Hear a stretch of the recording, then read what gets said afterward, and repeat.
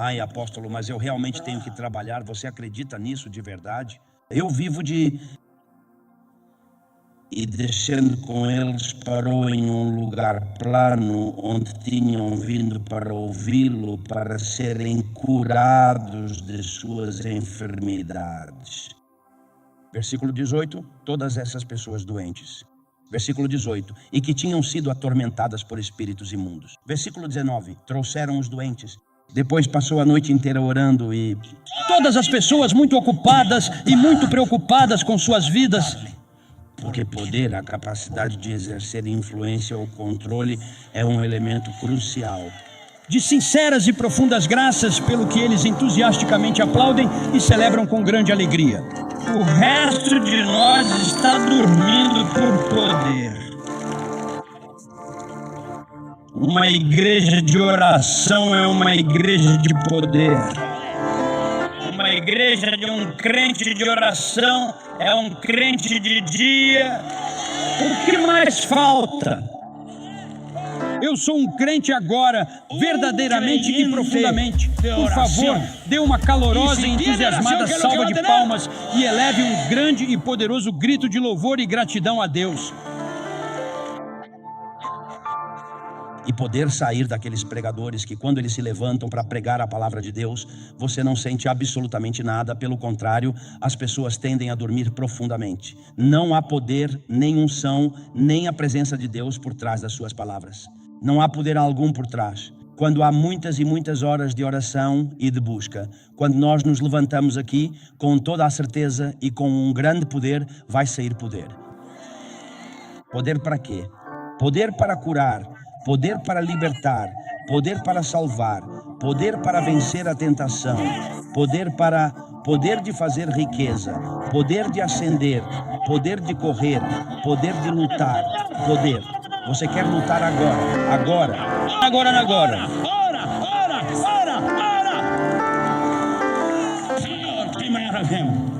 E sarou, realmente. Olha só o que o meu Deus disse. Eu disse, e você não tem dúvidas, pegue tudo isso para fazer isso. E ele me disse, olha o que realmente aconteceu, e sarou totalmente. Algumas dores de hoje a ele que ele está ao seu lado, irmão. O problema, senhor? Não haja como louco agora. Você tem fugido de Deus, não é? Eu quero falar com os homens. Se você é o homem da casa, você é o primeiro que tem que estar sempre orando. Que seus filhos te vejam orando. Não seja aquele que delega a oração para sua esposa. Você é realmente um frouxo.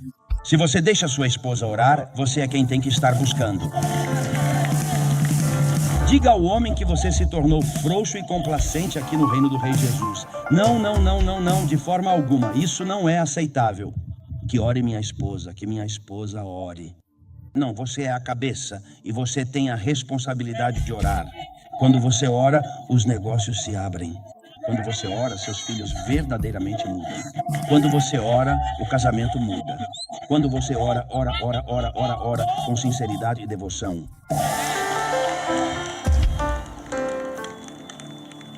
Alguém diz que seja feita a sua vontade. Não venha com uma desculpa, porque Deus já te disse claramente, não, a minha vontade já está plenamente estabelecida e é imutável. Eu te dei a autoridade, isso depende de você, de tomar a autoridade. A profeta Glenda teve uma experiência verdadeiramente profunda com o céu. E quando ela estava lá no céu, de repente, conversando diretamente com o Senhor estava falando com ela sobre a importância da fé. E o Senhor lhe disse, e ela disse, Senhor, e eu o vi orando intensamente. A Bíblia diz que enquanto vive para orar. Esse é o ministério de Jesus todos os dias, aquilo que ele vive. Hebreus 7:7. Creio que no que ele vive para orar. E a profeta Glenda pergunta ao Senhor, Senhor, eu o escuto orando. E ela disse, Senhor, eu pensei que estava orando pelas almas perdidas, que estava orando pelos enfermos e necessitados. E o Senhor, em sua infinita sabedoria, lhe disse claramente, ei, isso eu já paguei por essa dívida. Isso eu deixo para os meus crentes, para aqueles que verdadeiramente creem.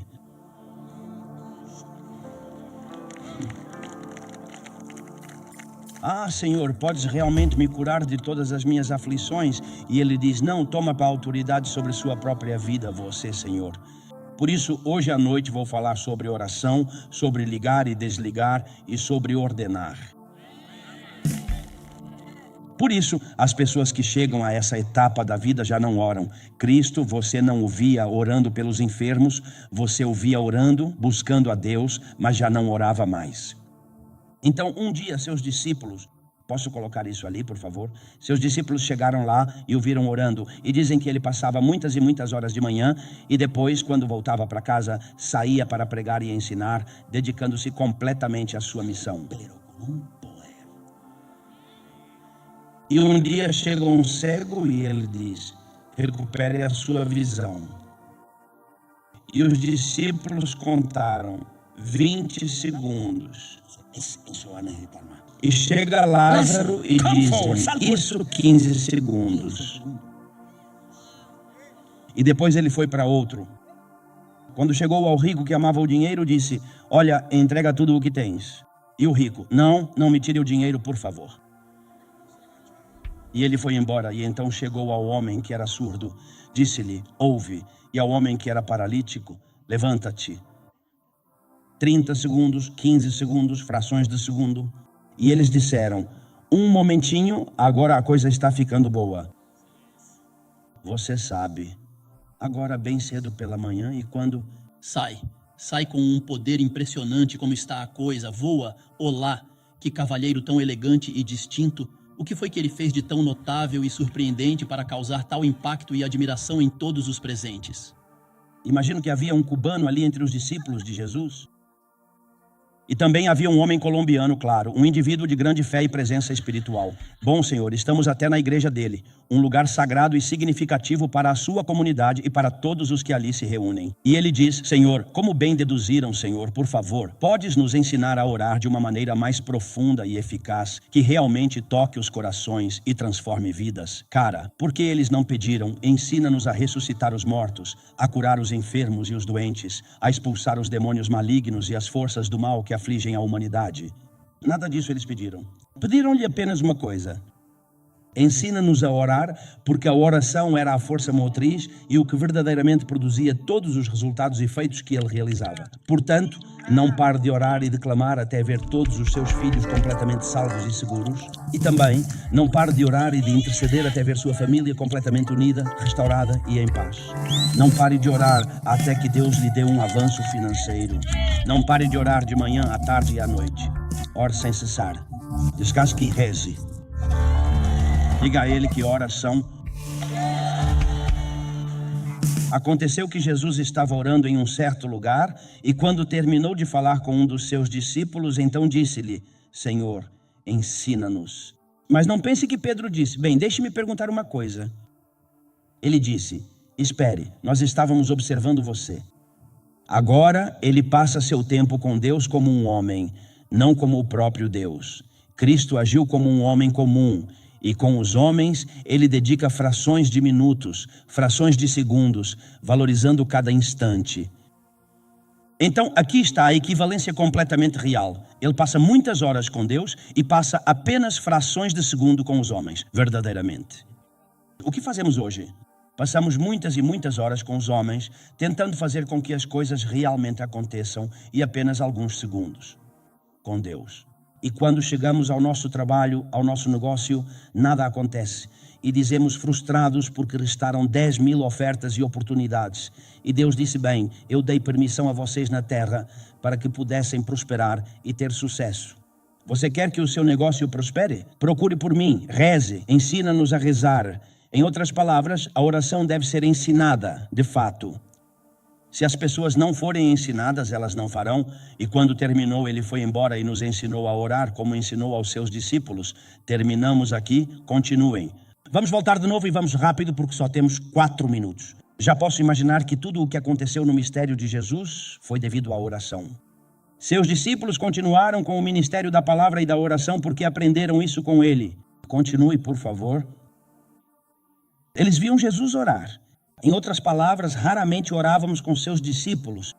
Ele sempre fazia isso. Ele apenas diz que a oração é uma atividade privada, mas é importante lembrar que também existe uma oração pública. Sim, mas Deus espera que tenhamos uma oração privada e pessoal. Com Deus, a oração é intrinsecamente pessoal e também profundamente privada, um momento de conexão íntima.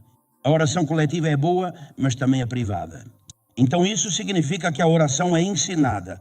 Os discípulos incluíram, era chamada de lógica indutiva dedutiva. Os discípulos se tornaram inteligentes. Eles chegaram à conclusão de que passava horas com Deus e minutos com os homens. Por favor, continue. Jesus conheceu o Pai através da oração. Como homem, não como Deus. Porque como Deus ele sabia de tudo, mas como homem na terra, pois ele veio como um homem. Ele então conheceu o Pai pela oração. Como homem, o mais próximo que podia estar do Pai era através da oração. O mais próximo que você pode estar do céu é através da oração. De manhãzinha, quando você se levanta, o mais próximo, não fisicamente, mas em espírito, você está pertinho de Deus. Jesus ia para a cidade, para a montanha, e a multidão o esperava. E encontrou um cego. Falou a palavra e disse, seja curado. Por favor, continue. Uma fração de segundo, ele ressuscita o Lázaro, um fator de segundo. O leproso se levantou por um segundo. Um garoto possuído por demônios. Os discípulos passaram 4 horas tentando libertá-lo e nada. E numa fração de segundo, Jesus expulsou o demônio dele. Por favor, continue. Em Mateus capítulo 7, versículo 1. Você tenta expulsar um demônio e ele não sai. Mateus 16, 21. É mais muitos de vocês com opressões em sua mente, enxaquecas, problemas de opressão, ansiedade, e isso não vai embora. É o que você diz, mas eu já tentei e não vai embora. E veja o que aconteceu aqui. E um discípulo vem a Jesus, Senhor, dize-nos por que não nos abandonamos. E eu imagino Jesus vendo todos eles, tragam-me óleo, nada, não tragam-me uma cruz, se fosse católico, não, isso não funciona. E o nome de Jesus já mais agora. 4 horas e Jesus chegou. Mas vinha da montanha e expulsou em segundos. E eles dizem, e por que não conseguimos expulsá-lo? Ele diz, porque esse tipo não sai a não ser na praia tomando sol.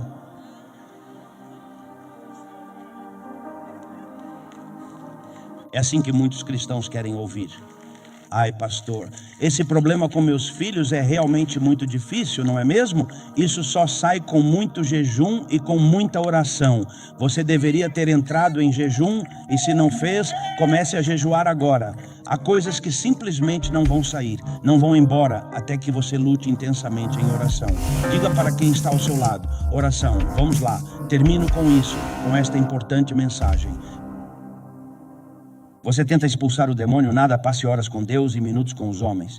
O que eu dizia, por que devemos orar? Porque Cristo nos deu a autoridade, Continue, por favor. Se você realmente quer mudar coisas naturais, então ore mais, ore mais.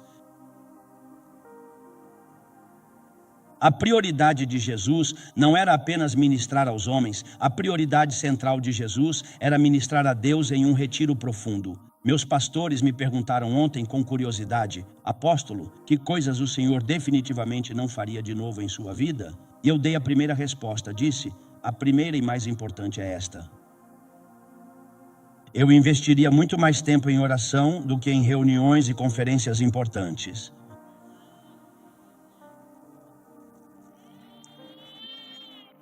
Influenciar mais pessoas, impactar mais pessoas.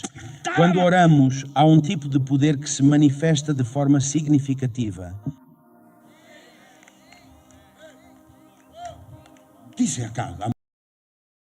Venha aqui, por favor. Deus quer que você passe mais tempo com Ele. Seguir. Deus quer que o tempo sempre gasto em oração nunca seja um tempo desperdiçado, mas um valioso tempo investido. Alguém teria dito amém. O tempo, se você passa 1 hora, ou talvez 2 horas, 3 horas, ou até mesmo 4 horas com Deus, certamente não é desperdiçado. É invertido. Esse homem não sai da sala de oração sem um mentor espiritual. Ele é uma verdadeira influência de poder. Saio de um momento de oração profunda com Deus, de um tempo de comunhão e de uma só coisa, e sinto como minhas palavras penetram profundamente, cortam a alma, trazem convicção ao maior pecador e trazem convicção ao cristão que está em erro. Isso é realmente incrível. Por trás de cada palavra proferida, há horas de oração que refletem minha vida de oração e o tempo que passo com Deus. E o que faz, apóstolo? Orar por isso. Tudo o que é gerado, tudo o que você vê aqui, tudo isso físico, olhe para todos os seus rapazes, vocês, tudo o que está aqui, isso um dia existiu no Espírito. Quantos de vocês realmente receberam a Cristo aqui no Rei Jesus, nesta igreja? Levantem a mão, a maioria. Levantem. Você acha que veio porque era tão bom? Ai, que lindo, eu quero buscar a Cristo. Tem gente que diz, eu encontrei Cristo. Não, foi Cristo quem te encontrou. Mas ele te encontrou porque havia uma mãe de fogo orando fervorosamente, havia um pai orando com fé, havia um pastor orando incessantemente, havia gente orando por você.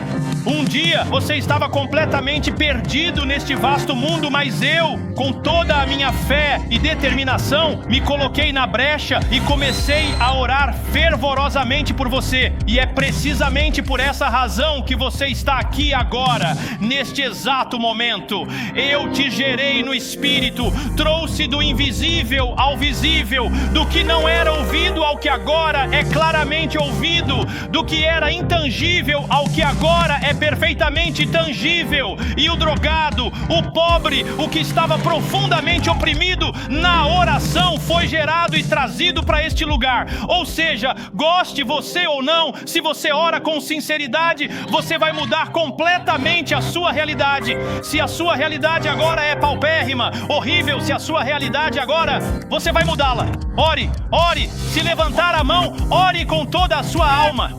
Nada de orações passivas, nada de repetições, orações que comovam o céu, orações que sacudam o inferno, que façam o inferno tremer, que quando você fala, sua boca diga, aí vem a velha que vai me dar trabalho. Aí vem esse homem que quando fala, faz o inferno tremer.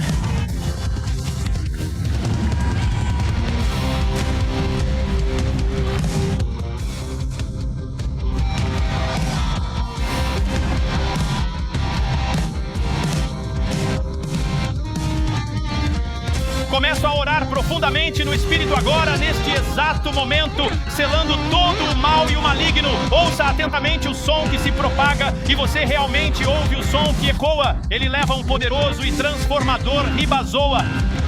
Tem que sair poder da sua boca. Onde quer que você vá, as pessoas sempre tremem de medo e respeito, porque há uma influência realmente poderosa do divino poder de Deus na sua vida.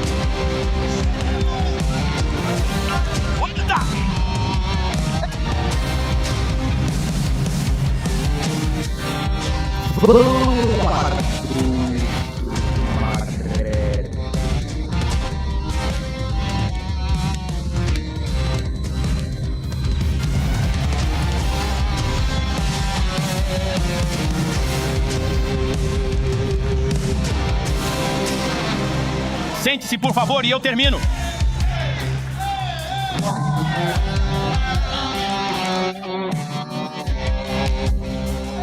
Não, Davi diz, orem sem cessar, porque de fato a oração é fundamental e deve ser contínua.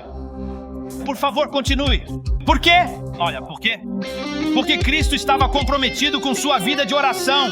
Eu entendi perfeitamente de onde realmente vem a oração. É bastante estridente. Por que ela nasceu? É precisamente por isso que ele passou a maior parte da sua vida rezando. Porque ele entendeu que absolutamente nada de significativo de fato acontecerá nesta terra se alguém não se dedicar a orar e buscar a Deus com fervor. Rezar, gemer, Você geme. Um dia você estava em um estado de espírito perdido e nós lhe demos saúde, nós lhe demos a luz. Parem seus filhos. Não seja uma velha fofoqueira. Em vez de ficar ao telefone, ore pelos seus filhos. Por favor, reze por sua família. Esse processo judicial está chegando aqui. Esse problema financeiro está diminuindo. LLCE, empurre, empurre, empurre. Aqui eu te treino para a guerra, para que você esteja totalmente preparado. Aqui eu te treino para lutar. Aqui eu te treino de verdade, com toda a minha dedicação. Só toca porque já está na hora, meu irmão querido. Vamos lá, por favor.